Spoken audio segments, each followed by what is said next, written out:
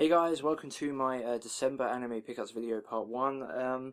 This is going to be Sentai related, Blu-ray related, because I absolutely raided some Sentai stuff in the holiday sales, like the Black Friday sales, the Cyber Monday sales, and yeah, just some general good sales that were going on around the festive period. So yeah, I picked up, this is going to spoil one of them, but whatever, I picked up no fewer than 8 Sentai Filmworks releases. So yeah, let's get to them, shall we? First up, I've got the, let's just put that pile down there. First up, I got the second half of Medaka box. First part I got a little while ago, so that completes the series. Basically a series about a student council that after they start a suggestion box campaign or whatever, they end up discovering a mystery through some of the suggestions, and they end up getting like superpowers and all sorts of crazy stuff, and hijinks goes on. It's a Shonen Jump series, so I'm expecting lots of action, good comedy, just a fun, alright time. So yeah, I'm looking forward to it, honestly. I had actually no idea this was a Shonen Jump series until a little while ago when I played the J-Stars Victory game and Medaka was in it. Before then, I had no idea it was a Shonen Jump series. It doesn't look very Shonen-like, but yeah, anyway, so yeah, I picked up the second season, Abnormal. This is like that. So yeah, we'll get to that one at some point. It sounds fun. Next, I've got Ungo, which I have watched already. I'll probably end up doing a review on this in more depth, but all I can say right now, without going too crazy in depth on it, is Noitomina series done by Bones, 11 or 12 episodes. I think it's 11. Yeah, 11 plus a prequel movie. It's episodic mystery series with some supernatural elements. The mysteries aren't told very well. I honestly didn't like it. That's the quick review on it, I guess. 11 episodes, it just wasn't particularly engaging. The setting was weird. Some of the structures of how the world works in this series is weird. The prequel film, though, it was actually kind of cool. It's 50 minutes long, and it tells the origin stories of how the two main characters met. I really like that. I thought that was really good, and I wish the series was a lot more like that episode. So yeah, Ungo, not overly highly recommended. I was disappointed with it. I mean, it was the first one of these that I watched. I watched it almost as soon as I got it because I had really high hopes for it, and it did not live up. It's in like the bottom 3 in terms of Noitomina shows that I've watched. So, and I've watched a lot from the Noitomina block. Anyway, next up we got Boku Secret Service. This is another one that's dubbed in English. This is a comedy, basically about a mansion where a bunch of residents all live together, all sorts of different people rather than family. They all live together, and they've all got strange histories. Like they're not related to humans. Like one of them's a fox spirit and all that sort of stuff. And they all live as secret agents in the mansion. I'm guessing perhaps to keep them from being discovered by the general populace or something. I'm not quite sure, but yeah, it sounds quite fun. It seems relatively well reviewed, and yeah, I do like some anime comedy sometimes, and this one, like I said, relatively well reviewed, has a fun concept. I like the fox spirit yokai type stuff in anime, so yeah, that's Boku Secret Service. I got high hopes for it, hopefully it lives up to them. This is another one I've watched already, Hozuki's Coolheadedness. Again, I might do a more thorough review on this at some point. Again, this wasn't overly great. It looks really nice, the animation style is really nice. It has some good moments. It's a comedy series set in Japanese hell, and it's the main character here, Hozuki, is the secretary to King Enma, the king of hell, the Japanese hell's version of Satan. And yeah, it's basically kind of plays on bureaucracy stuff, and it's kind of fun, but it relies way too much on Japanese style humor and wordplay that in English it just doesn't really work. It's not dubbed in English, it's only subtitled, and when you have to read like a couple of sentences to a paragraph just to understand a particular joke, then it's no longer funny. I'm sure some people will understand that stuff, but I'm guessing probably 99% of the people that pick this up will have no idea, because if you don't understand the Japanese language, then you're just not going to get those jokes. But it does have anime references that are quite funny, especially a bunch of Studio Ghibli ones, so some very mainstream anime references that play out some pretty good jokes. And the characters are good, like they are fun, it's just, yeah, it's not a perfect series. Each episode is split into 2 stories. And yeah, you'll watch a story that's really good, but then you might have a couple that aren't particularly that great. None of them are bad, apart from maybe the first story, or when it's introducing all the characters, there's just way too much wordplay jokes that it just went straight over my head, and yeah, it wasn't engaging at all. So yeah, I think the first episode for this is pretty bad. I mean, the second story in the first episode is okay, but it's not great. But yeah, I think I ended up giving this a 7 out of 10, which is probably a little generous after what I said. I did like the art style, I did like the characters, it's just the story was a bit disjointed. And yeah, it was really a hit and miss series. You might like it, you might not. I did begin to like it more and more as it went into it, but I was never overly enamoured with it. So that's Hozuki's Coolheadedness. As I said, it was subtitle only in English, so there's no dub for that one. This one I got on recommendation from Dynamic Dinner, or at least sort of a recommendation. He really liked it, and I saw it going cheap, and I was like, hey, that's one of those shows that he liked, I'll pick it up. And it is Devil Survivor 2, the animation, part of the Shin Megami Tensei franchise. I think this is based on a PSP game, maybe a PS Vita, one or the other. So yeah, there's no Devil Survivor 1 anime, at least I don't think there is. There might be, I don't know, I'm pretty sure there isn't. Yeah, it comes in this fancy slipcover as well. This is a 13 episode series, I believe. It doesn't say. But I'm pretty sure it is, and it's dubbed in English. So yeah, the whole idea of like all the Shin Megami Tensei stuff is to do with summoning demons. It's all about certain persona, like the personas are kind of demons, I guess. And in this one, it's these 13 13 characters have they made deals with demons, and that allows them to summon them, and they use them to fight against a potentially, according to the back anyway, Tokyo ending, if not world ending scenario. So yeah, it sounds like a pretty good action series playing on survival stuff. I mean, it says Devil Survivor. Like, I'm guessing this is probably going to be a bit cutthroat in terms of like characters dying and stuff, which is always fun in some ways, like the survival game aspect, like you get with like Future Diary and Another and things like that. So yeah, I'm looking forward to it. There's the front.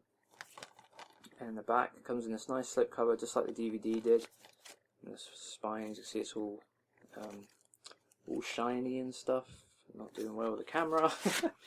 And you got the inside as well, which has got like this hot pink and black. It looks pretty cool. And you got the spine again, and the back, and then the inside. So yeah, nice set overall. Really like the fact it comes with a slipcover. It's like the only Sentai release that does, I think. So yeah, I don't know why I did, but hey, I'm not gonna. I think Marduk Scramble's latest release might come with a slipcover. But anyway, yeah, that's that. Next thing I picked up is Space Brothers Collection 5, which is the latest one that I've picked up. I think Collection 6 is out now as well. 7 and 8 are on the way, and that'll be everything. It should all be out by about May. And then there's also a film, I think, that Sentai also have. I don't know if it's a sequel film, I'm pretty sure it probably is. A 99, because it's a 99 episode series and then a film. But yeah, I'm really looking forward, obviously. I've mentioned this so many times. I'm really looking forward to the series. It's totally up my alley. I've decided to wait until I have all of it now, because I've waited this long now. Like, I feel like I might as well just wait until I have the whole thing. And yeah, I'm really, really looking forward to watching this. I love the work they're doing on the spine. Kind of see. So yeah, Space Bros Collection 5. That gets that set up to date pretty much. Okay, 2 more to go. We've got Arcana Famiglia. La Storia della Arcana Famiglia. Some Italian stuff there that I'm terrible at pronouncing, but yeah. I think this is like set in like a fake Italy.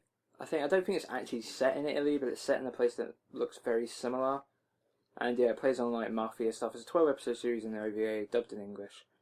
Yeah, but it plays on like mafia and organisation stuff, but it also has like a bunch of sword play and like tarot powers and supernatural powers. It sounds all a bit strange, but very interesting. It'd be cool to see if they can pull it off, because the idea of having like a quasi gangster series set in like a sort of fake Sicily, I guess, like, and then also having, you know, a bunch of supernatural powers in there as well. It kind of reminds me of like can I reach it? Yes, I can.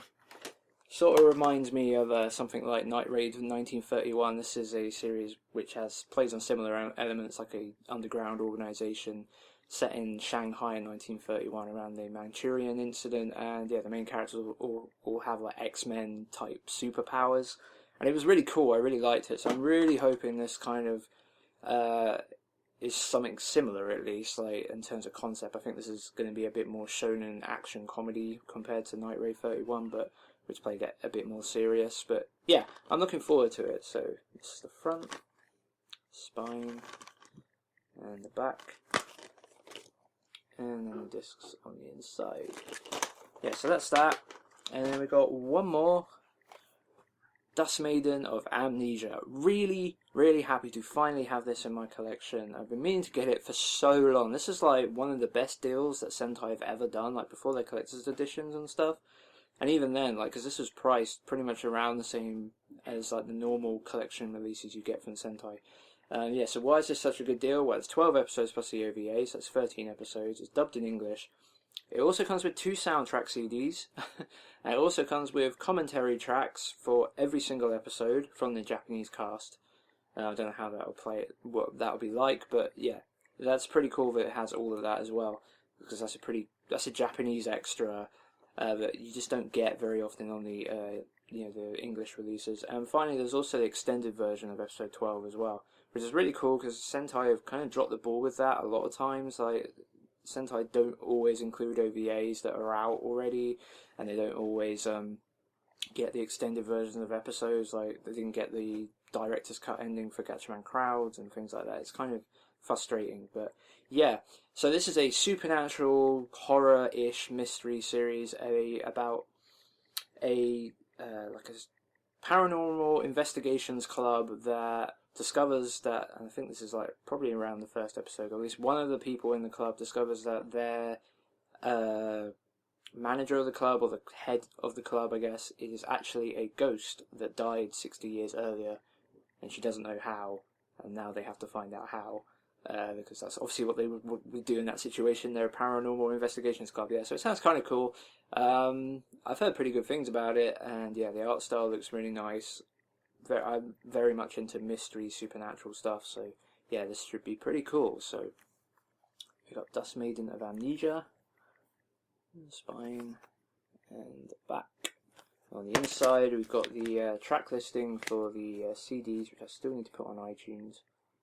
And then we've got the disc 1, disc 2 for the Blu-rays, and then disc 1 of the soundtrack, and disc 2 of the soundtrack. So yeah, this comes in a slightly wider case than most Sentai stuff, but not too crazy. You probably can't even tell, but maybe you can. Just slightly thicker.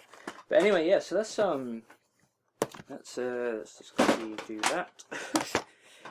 And let's quickly also do that. So yeah, I picked up 8 Sentai Filmworks releases for December, which is ridiculous. And I also have, believe it or not, 5 more coming in for January pickups as well, because yeah, they're just really easy for me to get cheap in these sales and stuff at the moment. So yeah, I've been picking up a bunch of them while I can. My Sentai Filmworks collection is ridiculously huge now. I might actually do a video just showing all the Sentai stuff I have. I'm a big fan of just how they run their business, and I'll save that spiel for if I do a collection video. But yeah, big fan of how they do it, and a big fan of all this stuff. So yeah, I hope anyway, for when I watch it all. So yeah, that's my December anime pickups part 1. Part 2 will be a little bit less interesting. I got some slightly more old school stuff. In fact, most of it is retro type releases. And then we've got January, as I said, 5 Sentai Filmworks pickups, as well as a great deal on a particular franchise that I've been looking to get for a while. So yeah, look forward to that. Plenty of other videos to come soon. I'm Blaze, thanks for watching, and I'll see you next time. It's the best show that Funimation, obviously, because I think it's the best anime ever made, and so do a lot of people. This is the best show that Funimation have ever released, and it's going out of print.